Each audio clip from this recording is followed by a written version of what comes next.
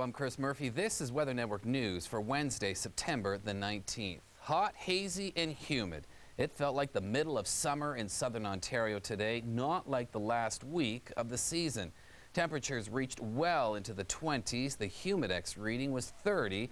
A smog advisory is in effect, asking people to spare the air. Now that means you're encouraged to take transit or find a buddy to share a ride with. Earlier today, Kelly Noseworthy spoke with an expert on carpooling.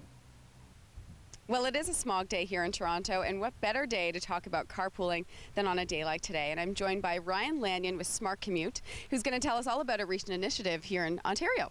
Yes, we launched the Smart Commute initiative 3 years ago in partnership with municipalities, boards of trade and chambers of commerce and nonprofits in the Greater Toronto Area and Hamilton. So we used those organizations and we worked with them to help employers provide more commuting options to their employees to help them walk, cycle, take transit, telework, and carpool to work. Well, Ryan, let's talk about the initiative a little bit more in terms of the accomplishments that you've made. Yes, over the last 3 years, we managed to reduce over 17,000 tons of greenhouse gas emissions, and that's enough to fill the Rogers Centre almost 6 times. That's pretty incredible. And so let's talk about more Ontario specific and those accomplishments as well. When we launched the Smart Commute initiative, we found that about 7% of people were carpooling. In a recent survey right across Ontario, we found that number has increased up to 17%.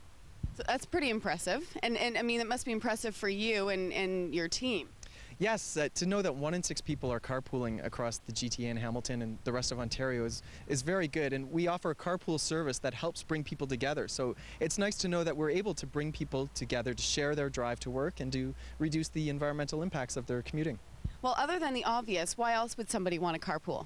You can cut your travel costs in half. So who wouldn't want to pay 50 cents for a liter of gas, right? It's just a great way to save some money. Now, Ryan, let's talk about the do's and don'ts of carpooling because winter is coming up and we all have to prepare. So how do you prepare for that? You've got all these people in your car. It's a huge responsibility. Right, so you definitely have to make sure your car is in good working order and that you've got winter tires on for winter especially. If you're in a closed environment like that, you want to make sure your car is clean, that it's running properly, and that people can be comfortable in their carpool.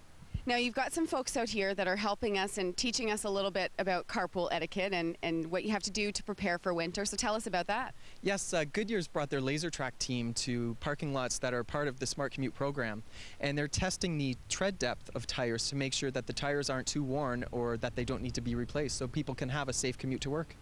Well, and obviously that's also important to the environment as well, keeping your tires in good working order. That's right. The more inflated your tires are to the proper pressure, the more fuel efficient your car will be. So not only is it good for the environment, it's good for your wallet too.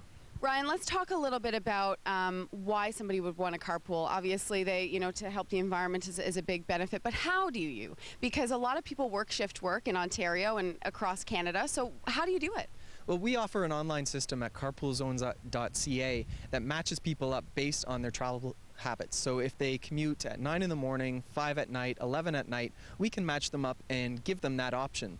For people who are working shift work, it's an even better way because sometimes it might be too dark out to walk or cycle.